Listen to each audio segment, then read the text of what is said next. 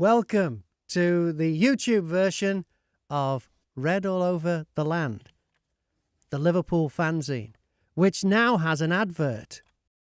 Match day at Anfield with all its tradition, your favourite matchday pub and your pre-match chippy mission, the place you always meet your mates, the Shankly statue or his or Bob's gate, the smell of onions and horse manure, arguing about how many will score, the clatter of turnstiles as they spin around and let you into our sacred ground. But one sound says it all to every Anfield dweller, the familiar shout of the fanzine seller. Down through the years we've heard that sound. Red all over the land, only £2.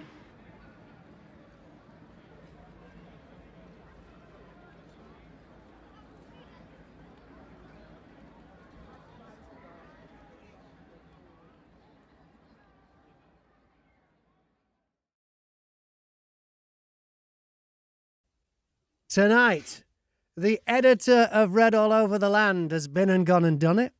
We'll talk about Sunday's game. We'll talk about how you can spend an evening with the Liverpool legend Peter Beardsley. And if you're watching on one of the many platforms that we're on right now, you can message us too. Jason Durrant has done that. He says, thanks Red All Over the Land for keeping me right last season. And it is a good time to be a Liverpool fan. The manager's off to a great start. We beat Man United at Old Trafford. And Everton have got about as much chance of being on Match of the Day next season as Jermaine Jenas.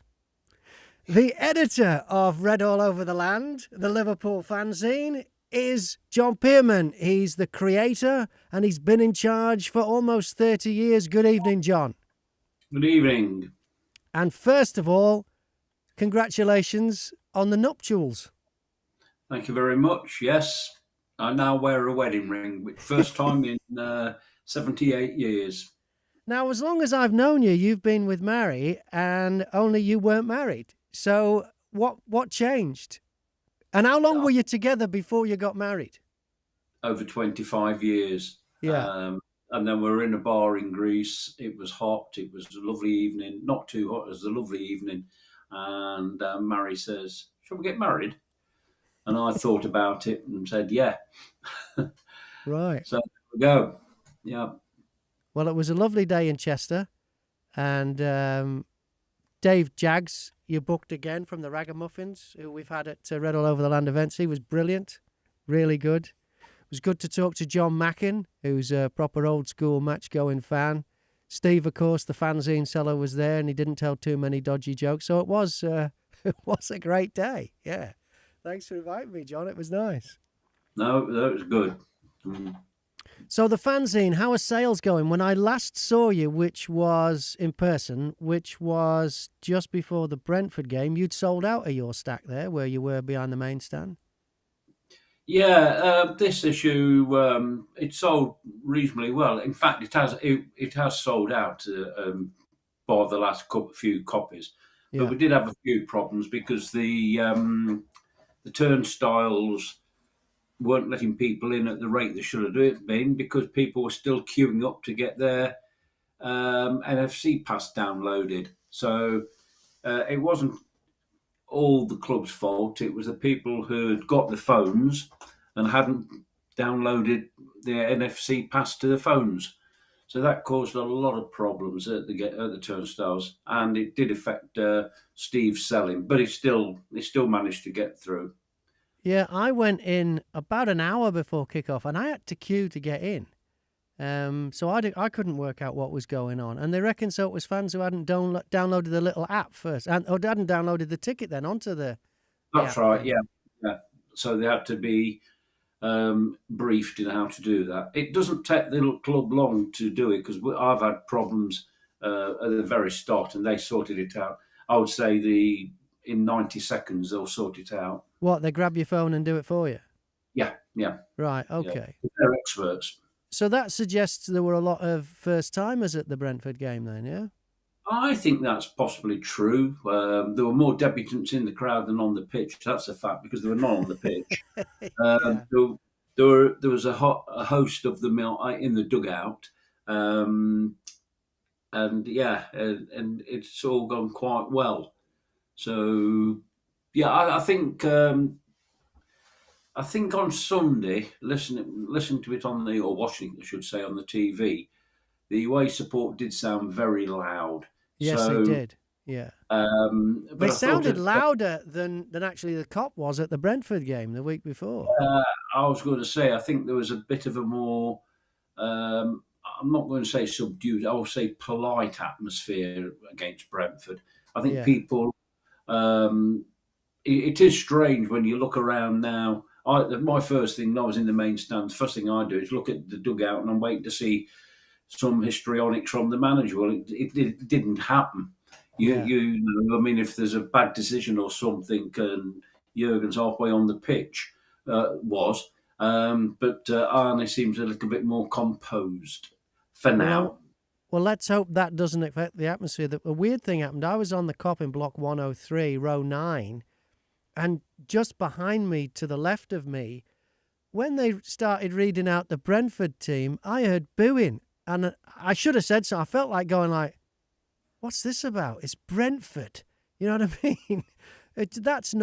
That doesn't normally happen at Liverpool like that, unless it's No, obviously Man U or Everton or someone. But it just seemed a bit silly to me. It was obviously people who didn't know how it works, so maybe I should have shouted something, but I will yeah, next because time. to be honest, when they announced the two Liverpool players that had gone to Brentford, they were obviously on the bench. They were warmly welcomed, and when Yeah, Carvalho came on the pitch, he got yeah, a good ovation from the crowd. yeah, But I just think it was it's a bit like first day at school, a new school. You don't know who your new teacher is, so you've got to be a little bit careful. And yeah, you're not going to be screaming and shouting and hollering. But anyway, we'll see what happens. I think they were screaming, shouting, and hollering on Sunday at Old Trafford. That was yeah. an excellent display of support. Well, let's talk about what happened on the pitch then, John. What did you make of it? On Sunday, I will say um, it was a masterclass at times. For maybe from the moment Trent had his goal disallowed, and when Trent's goal was disallowed, I don't suppose I was on my own thinking, here we go again, Yeah, because it was a pencil line. But um, they just took over the game, and Gravenberch was incredibly good, but so was everybody. yeah. And I think Soboslai what was it was, good. they scored two in the first half. They scored two fine goals, and Diaz is the header and the shot on the slightly on the turn, and then the one from Mo in the second half. But in that little spell of, should we say, half an hour's football, less than half an hour's football, Liverpool were brilliant. And just Yeah, after Mo scored, if you were watching the game on TV, they didn't click on that he nearly scored another, yeah, straight away. In fact, possibly should have scored. yeah, But last year when we played there, I think I heard somebody say we had 28 shots in the game, and we scored two, and one of them was a penalty. On Sunday, we only had three shots on target, or three efforts on target, and they all went in. yeah, yeah, So yeah, they're doing something right Sunday. yeah. But I just So think it's we've got a new broom, if that's again the way of looking at it. Different tactics, different way of playing, and the as we spoke earlier, I said the one word I've not heard much of this season is injured. yeah, We've played three games and we've not had anybody injured, apart from yeah. Curtis Jones, who's had a slight knock in training. Okay, But yeah, it's not going to rule him out of football for long. yeah, yeah. No, it was good, and it was good to see Trent happier. Didn't seem to mind getting subbed this time. So obviously, whatever the manager said to him, they've worked something out, and he seemed really happy at the end, which was good to see.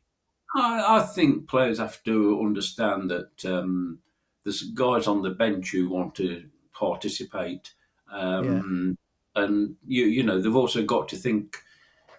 where are we now? We're September the 3rd, and inside in the next 22 games, we're going to be playing. I think it's 6 or 7 games.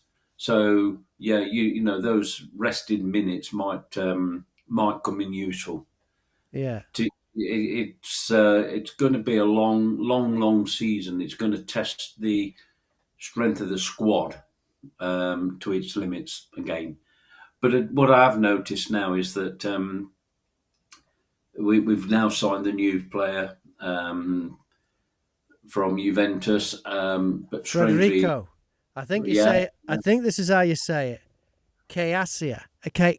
Chiasia. Oh, I had it written yes, down phonetically. Chiasa, I think is how you say it. Chiasa, right. I think. Well, somebody's already got a song about him, so Oh, have they? yeah. So the word is getting around. I mean, he allegedly has a history record. Well, the last player we got from Juventus was Arthur Mello a couple of years ago, and he never even got his shirt off. It was that, so let's just hope he isn't injury prone, and we're all right. Could he But possibly be a plan B if Mo goes? Because I've uh, heard he plays out wide, but I don't know what side he plays on, whether it's the right or the left. I don't think we should discuss Mo going because Mo's um, he is possibly, when he's fully fit, is one of the best 5 or 6 players in the world, Yes. and we're lucky to have him. Um, that's down to the club, but we also have to remember Mo is no longer the 26, 27-year-old. He's now 32, I believe. So Yeah. there's going to come a day, the same as there was with Jurgen, Steven Gerrard, Jamie Carragher. There's going to come a day when he goes, and we have to be prepared for that. But we've also got contract discussion going along with Trent, Virgil. So he's not on his own. I'm sure the club have got something in the pipeline. They will sort things out. I saw on Twitter earlier this week that FSG were getting quite a hard time from the Twitterati, the Liverpool fan Twitterati, about not signing more than one player. Do you think that they need to sign more, John? I mean, Um, we've got plenty of depth. If you look at times when last season when we had problems and we sent the kids on, and the kids did great. yeah, well, the kids have now. Most of them have gone out on loan. I at the moment we've not changed the side at all for the first 3 games. Well, we brought Kanate in for Kwanzaa, but yeah, we've got defenders, we've got midfield players. Harvey Elliott's had about what has he had 10 minutes football so far this season. So there's players to come in. Nunez, he's only had run outs. He's only got on the pitch a few times. So these players, we've got players. Let's see how we can cope. But it's going to affect everybody, every But you're team. you're not down on FSG then, John, for No, not because I signing, right? look at the stadium we've got, The training the facility. Yeah. training facilities, the manager that we had for nearly 9 years. Yeah. They've done a pretty good job, and no matter what the club it is, nobody can compete with Manchester City at this moment in time. Yeah. Um, and that's the be all and end all of it, isn't it? People, if you were competing against Manchester United of old, everyone said, well, they've got Ronaldo, they've got Beckham, they've got him, they've got him, and we couldn't compete then. But Yeah. um, there's got to be a time when Manchester City's fate is decided. But I'm not holding my breath on that. But no, we've got a squad.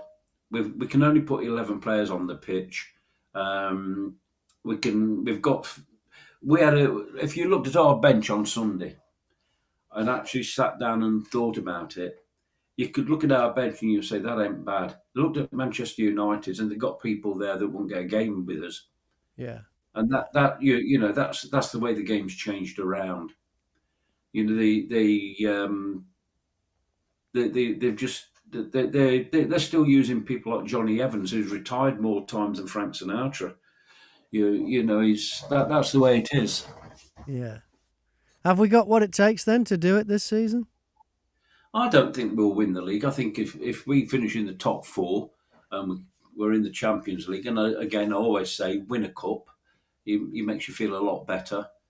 Um, yeah, but it's even harder to win a domestic trophy because of the strength of Manchester City and Arsenal. They're going to be in the mix again. So if we can stick around and be pressing them for till the end of the season, then that's a good job done. You That's mentioned that's the way I look at it. you mentioned Champions League, John. The draw. It looks like we're starting the campaign a lot earlier than normal because the first game is in. It's only 2 weeks' time, isn't it? The first Yeah, game yeah, yeah. against Well, AC Milan away. What do you think of this new system? How they've got it? well, my own view is, and it is my own view. It's that Super League that became a dirty word. They've got Yeah. a they've got they've got what is almost a Super League, but you keep your own. You can play in your own country, but you've also got this Super League, and it's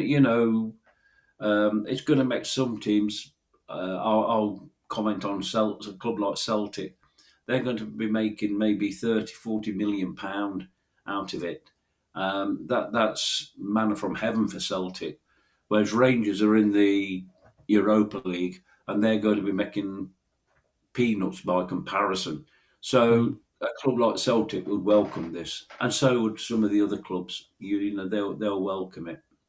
Mm. It's the new format, and it's going to bring in a lot of money for a lot of clubs, Is it and is it that. good for Liverpool though, John? Sorry. Is it good for Liverpool this new setup? I prefer. I preferred it when it was a straight knockout, going back all them years. Um, no, I don't know. Liverpool will make money out of it. If they're successful, they'll make even more money out of it. And if Mm. that's what the game is now, then so be it. If the judged on how much money they've got in the bank, yes, it's good for Liverpool, but it's better for Manchester City. It's better for other clubs, Real Madrid and teams like that. So we shall see. But the thing is, when we play AC Milan, we play Real Madrid. It's going to be very interesting. There's some looking at it from a neutral's point of view, which I'm not.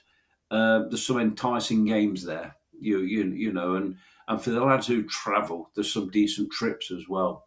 Yeah. The wallets might be hurt, but they'll certainly go to good places. Yeah.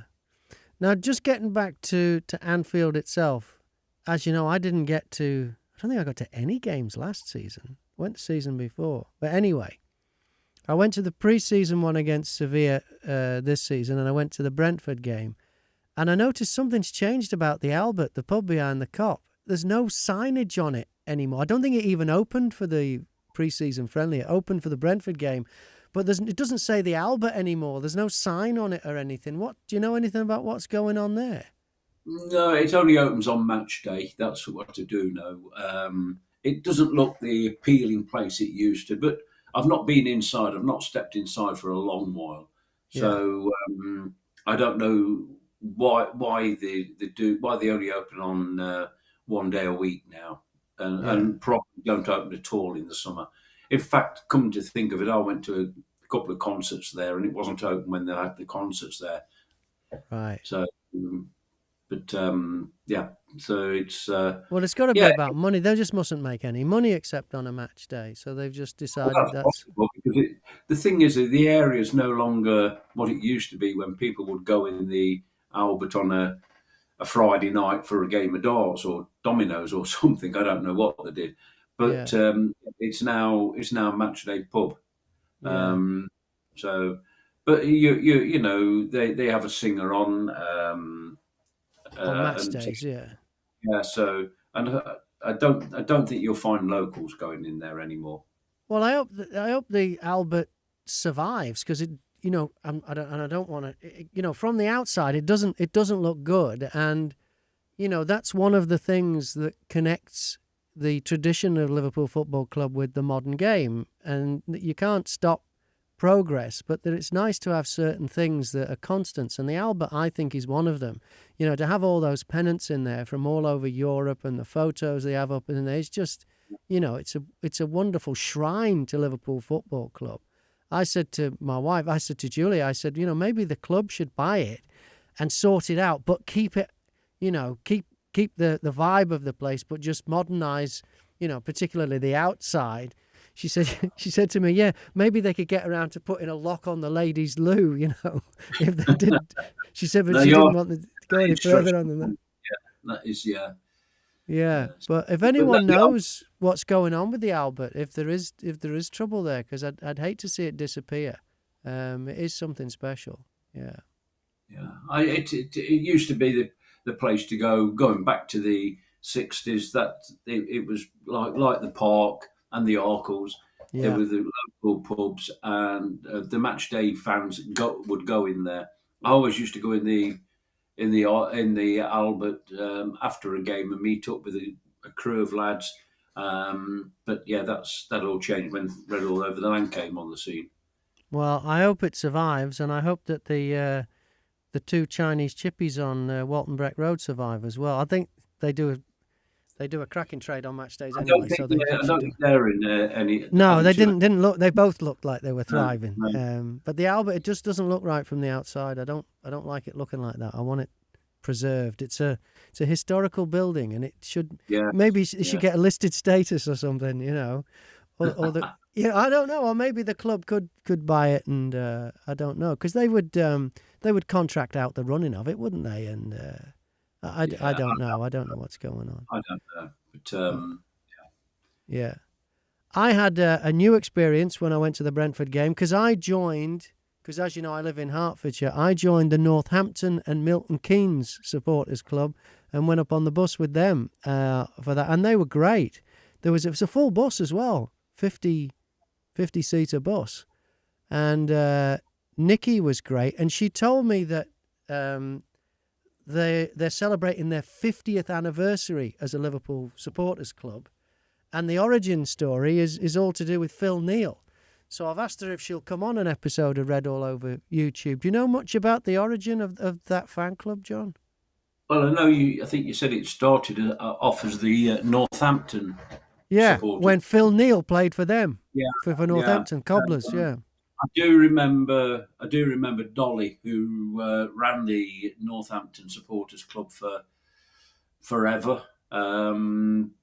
And there was another lady who used to run the Birmingham branch. I think her name was Brenda, and there were two ladies who organised all the travel, and they were very well known. People knew who Dolly was, and I can't remember. I think she was featured on Liverpool TV on one occasion. She certainly featured on some TV program, but yeah, and that was when supporters clubs could get tickets for games and come home and away. You'd see them at away games as well. So that's not quite how it is now. Yeah. So yeah, but yes, from what I gather, the Northampton branch started. You can correct me if I'm wrong on this, or somebody will. They actually started because there were Northampton fans who just wanted to follow Phil Neal. So yeah, When he moved to yeah, Liverpool, they so suddenly grew. became a Liverpool supporters club. It's a Yeah, great story, a great origin story. yeah, Well, Nikki says she's up for coming on an episode, so we'll look forward to that, and we'll get the full details of that. I also want to ask her, because when I was at Istanbul in the match, there was a lady there, an older lady there, short lady called Dolly, sat next to us, and I'm wondering if that is Dolly, the same one. I mean, I don't know how popular the name is. yeah. But No, it could be because your tickets came from one of the supporters clubs. So And in them days, we did share tickets around. If one supporters club wanted some, and the other club had got some spare, that's how it was dealt with. So it is Yeah. possible that your ticket came from the Northampton branch. Right. Well, you never know. So, some other guests then, John, because this is kind of the pre-season friendly, the warm-up for the for what is going to be read all over YouTube, the YouTube version of the Liverpool fanzine read all over the land. This is the first one of this season, and we normally have some good guests on. You've managed to get some cracking guests, including some ex-Liverpool players. In fact, Stephen Wright has just connected with me on LinkedIn now. So I've actually got a Liverpool player I'm connected with, who, but he's still at the club. He's coaching the kids, So Yes, that is yeah. that was quite special. That happened today. So that must have been after you sent out the message saying that this was going to be on tonight. That he saw it on LinkedIn and he's connected. So thanks very much for that, Stephen. He was one of our guests. We've had Alan Green, former BBC radio commentator, legendary BBC Five Live commentator. Who else have we got coming up this season, John? Can you give us any hints on the kind of people we can expect to see on this show? Well, in the not too distant future, we're hoping to have Stephen Lawrence on, who's the son of the Flying Pig. Yeah, So Tommy Lawrence. Yeah, yeah, and we possibly will try and get a few more people who have that connection with the club, family members of the players from a bygone era. yeah, So yeah, we're going to do that. We also hope to have Mike Dean on from Hat, Scarf, or a Badge. I've yeah, known Mike for I can't remember how many years, but it's possibly going back to 20. yeah. Um, so we're going to have him on. Hope to have him on soon, and a few others. Yeah, we're going to get the lineup sorted out. Today with one or two little things that's been going on in my life the last few weeks. It's not been easy to contact everybody. So, but now, like you said, this might be the pre-season friendly. We're going to get back on the road very soon.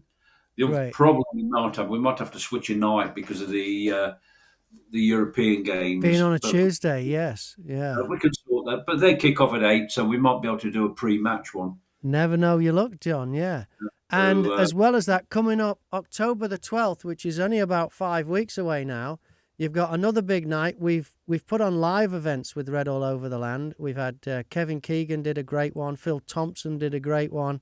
We had Ian Callaghan. That one was in Southport. But the ones we're doing at Hotel Anfield, we've had Steve McMahon, John Aldridge. And coming up, we've got Peter Beardsley, October the 12th, John. What can you tell us about that? yeah, Peter's coming along. He's coming down from Newcastle, where he lives, still lives, and we hope he'll entertain us. But on that night, we will also have members of the Liverpool um, former players association. So, like I've mentioned there, Tommy Lawrence's family. We're hoping to have them there. I have heard that the family of the great Roger Hunt will be there, Sir Roger himself. Great. So we can involve them. We intend to involve them, or you'll be doing that. So The voice of um, Anfield, will he be there? Will yes, George George will be there, Sefton will be there? Yeah, which is always part of our shows, as you know. If yeah. he can make it, he's there. He'll probably be signing some books as well. He may well be signing more than a few. Yes, Yeah, um, I understand he's working on another one, so you never know your luck. right. Yeah, we've got a few people coming along to that night, and we've got to sort out the music because David Jaggs isn't available. He's actually playing at a wedding, I think, somewhere. Don't know why he's doing these weddings. Don't know why he gets booked for weddings. I don't know why. So yeah, we've got some names lined up, and it's just a case of getting the dates sorted out and getting a program. But also, last week I actually went along to an event at Anfield, and I was invited by Emma Case, who's the daughter of the great Jimmy Case, and the guest speaker was John Barnes, who was in fine form and Yeah, looked very fit. Yeah. and the principal guests were members of the Liverpool FC Deaf Supporters Association, if that's the correct word to Yeah. give title to give them. So yeah, and I'm hoping that some of those will come along to the Peter Beardsley night. That'll be nice. And then we've got a Ronnie Whelan night in November, but we want to really concentrate on the Peter Beardsley one at this stage, Yeah, don't I'm we? concentrating on Peter at the moment. Then we'll look at Ronnie later. If anybody wants to come to the Peter show, if watches this and they want to come to see to the Peter Beardsley show, then we can maybe even do a little deal to get them to come to the Ronnie Whelan show as well. Okay. Not quite buy one get one free, but something similar where people are supporting us and we're supporting um, the community basket. So who are doing great work. They've got a container in Stanley Park that needs relocating also into another part of Stanley Park. So we're going to want to get some money to do that. They do work for the community. They're not a food bank, but they're a similar provide a similar help to people It's who need. affordable food, isn't it, for people in Yeah, yeah. yeah. Yeah. So Yeah. do that. And Yeah. so we've got and and we're going to have our resident Regan coming along She's to great as help the with the raffle, and yeah. I'm hoping a mother will help with the auction Yes. um, and count the money. So yeah, And some the very auction prizes and the raffle. What was the big raffle? We had an extra raffle last time at the Kevin Keegan night. What was the prize? It was an extra prize, wasn't it? For everyone on the the number table. 7 signed shirt from the signed by the team that won the European Cup for the first time. Yeah, including Kevin Keegan. You had that as a raffle prize, John. Not just because these are not events where you're trying to make money because the profit goes to the community basket. But some of the prizes that fans have walked away from, even in the raffle. So if you go to a Red All Over the Land event, and you may have been to events where they've had an auction and the prices start getting a bit high and you're left out. Somebody got that Kevin Keegan shirt. What was it for £10? Yeah, That yeah. signed number 7, signed by the team that won the European Cup in '77. That was for the Red All Over the Land. Sorry, the Red All Over. That was for the Liverpool shirt signed by the squad. Yeah, That yeah. where they put £10 into an envelope Somebody got that for and £10. £10. Wow. Yeah, and Yeah. it's worth probably 400. Oh yeah, easily, Yeah, easily. I'd say more than that. But anyway, yeah, I just want to make the point because if you come to these events, it's not one of these events like these sportsmen's dinners. It's in a marquee at Hotel Anfield. You're with proper Liverpool fans, the voice of Anfield, George Sefton. You're there with families of former players. We had the first one. We had Shankly's granddaughter, didn't we? yes, we Yeah, did indeed. you Yeah, really are. You really are among fan royalty, and the people that you'll meet there. You'll probably meet Andy Knott, who does the mosaics on the Kop. Because Red All Over the Land started all that, and you're gonna be. It's a proper fans night, and there's a player. And if Peter Beardsley is anything like Phil Thompson and Kevin Keegan was, everyone who shows up with something for him to sign, he will sign. I mean, I can't speak for him, but if he's anything, they did. Both of them if you look spent at the much if you longer. look at the back of that fanzine, and it's got that's the one. Arnie's Barmy, Annie Road Army. Well, the person who sent me that, his name's Graham Stewart, and at the very top, it's the Alex Stewart International company. And Alex, where I stand, I always stand next to a stone with it's Alex Stewart Stone. Alex no longer with us. He passed away 4 years ago, I think it was. But he used to support the fanzine because he used to have a hospitality table in the old main stand, and he used to come by and buy 5, 10, maybe fanzines off me to give out to the people on his table because he'd rather them read the fanzine than the program. And he could tell you some stories. He had some fantastic stories to tell, and they're supporting us now. So they'll be coming along. They will have a table at the function, and I'm just going to show you something else that people will be able to get. If you bear with me a second. Right out.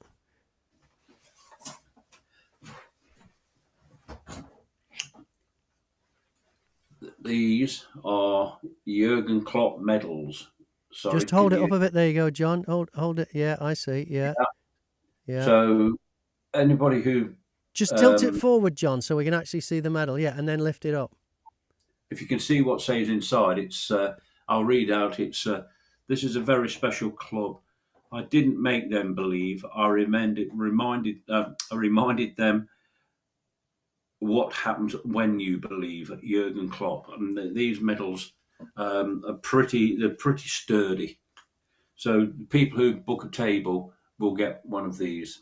As part of the right, great, yeah. So if you want to book a table for 9 of your friends, and we're going to be selling them in the fanzine as well. Great. So the fanzine on sale on match days. This is the current one. When will the next one be out, John? It'll be out in time for the Nottingham Forest game on September the 14th. It goes to print next Monday. Yeah. So, and what can we look forward to in that one, John? Well, it'll have a few new ideas. Some of the people who are writing for us will be coming back doing their first article of the season. So I never know what's going in it until I get the articles. Right, okay. So, because we must point out, if someone's watching this for the first time, this is written by the fans and it's for the fans. I mean, you write your editorial and keep it all together, but the fans write the fanzine. This is the voice of the fans, and it's the only surviving Liverpool fanzine.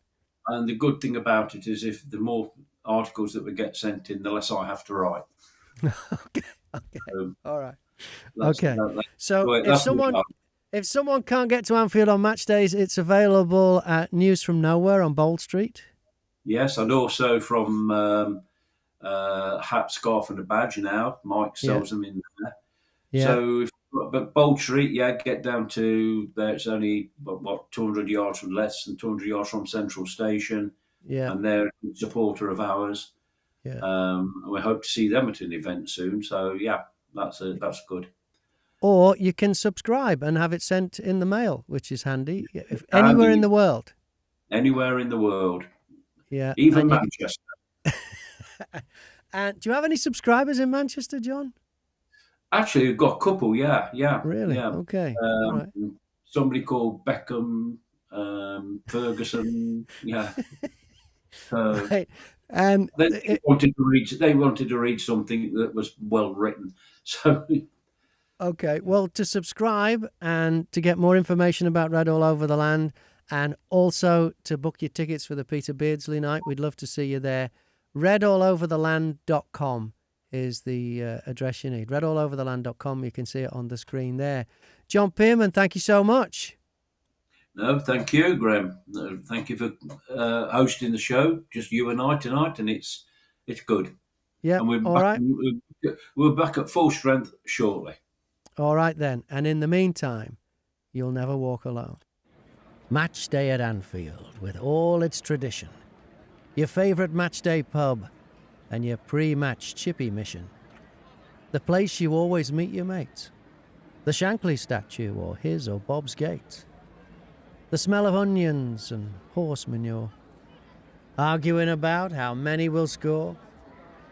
The clatter of turnstiles as they spin around and let you into our sacred ground. But one sound says it all to every Anfield dweller. The familiar shout of the fanzine seller. Down through the years we've heard that sound. Red all over the land, only £2.